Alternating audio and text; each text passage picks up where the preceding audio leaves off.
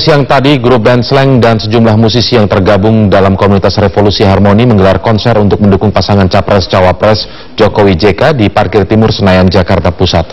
Andini Effendi telah mewawancarai sejumlah selebritis yang hadir. Revolusi Harmoni untuk revolusi mental sudah selesai, dan tadi itu dimulai dari jam 2 siang sampai jam 17.45 kira-kira sudah selesai dan berhasil untuk membawa tidak hanya massa tapi juga musisi-musisi ternama seperti yang Anda lihat nih di sebelah saya. Sudah tidak perlu diperkenalkan lagi satu-satu tentunya, tapi Mas Abdi ini adalah penggagasnya. Salah satu penggagas. Mas, aku sebenarnya jujur heran tiba-tiba nih muncul Slank ikut dalam kemeriahan Pilpres ini. Apa sih cikal bakalnya? Kenapa ini digagas acara deklarasi ini? Sebenarnya gini, kita melihat ini begitu munculnya tokoh Jokowi JK, kita melihat ada harapan gitu. Ada harapan Indonesia bisa menjadi negara yang besar dan lebih baik. Dan dari semangat itu yang membuat teman-teman musisi kumpul. Terus kita ngapain ya? Apa yang kita harus lakukan gitu?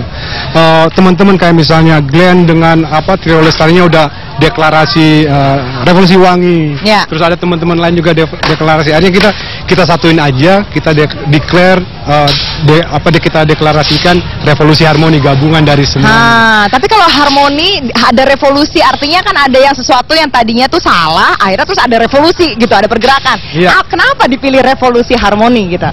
Revolusi Harmoni dan untuk revolusi mental ini kita merasa gini bahwa kenapa Indonesia nggak maju dan cenderung terpuruk, karena sejak tahun 65 tahun yang lalu kita udah revolusi fisik, tapi mentalnya belum terrevolusi gitu.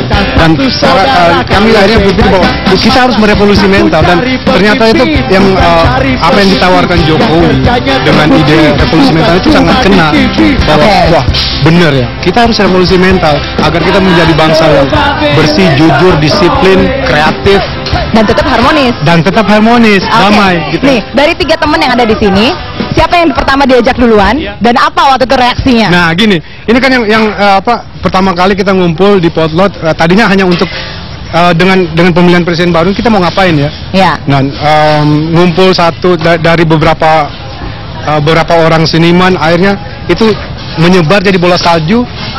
Datang, karena punya perasaan yang sama, punya harapan yang sama gitu.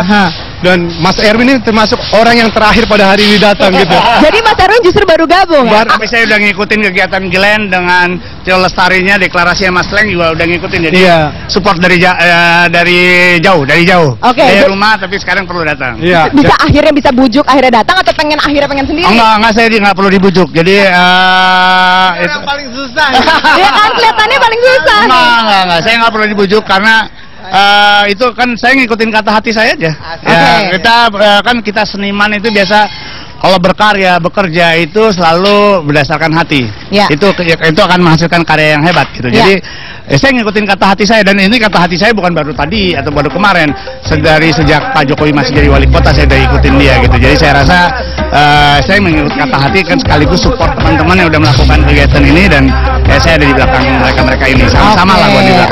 Nah kalau misalnya Mas Glenn nih, aku tahu dia agak concern sama politik, ada deh gitu ya. Kalau ngikutin account Twitternya tuh udah oke lah, ini ada hardcore untuk concern dengan kancah politik Indonesia. Tapi akhirnya gini, kalau bayangan kita kan seniman tuh orangnya netral, ya easy going gitu. Tiba-tiba muncul, kita mau revolusi harmoni untuk revolusi mental ini. Alasan Mas Glenn sendiri apa? Ya, tadi saya sepakat sama Abdi kalau bicara tentang revolusi memang selalu identik dengan yang berdarah-darah gitu ya. Dan itu kita udah lewati fase itu. Dan pasca reformasi 98, yang dibutuhkan, yang dikejar sekarang adalah reformasi birokrasi. Dan Jokowi itu lahir sebagai antitesis dari politik praktis birokrasi hari ini. Yang terjadi, yang dimana hal yang paling mudah yang dilihat adalah bagaimana akses masyarakat ketemu, bekerja sama dengan melihat birokrasi itu sangat dekat, nggak ada jarak gitu.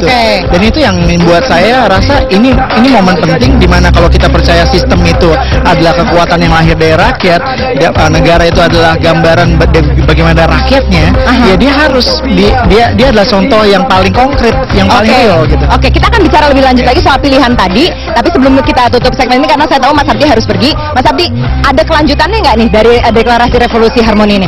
Ini sebagai kick off. Oke. Ini sebagai kick off, ini start. Kita berharap bahwa bukan hanya hari ini, bukan hanya setelah pemilihan presiden, tapi revolusi mental ini harus dijalankan terus. Ini akan menjadi titik tolak baru untuk Indonesia ke depan. Kalau dulu kita punya Sumpah Pemuda, sekarang kita punya revolusi mental.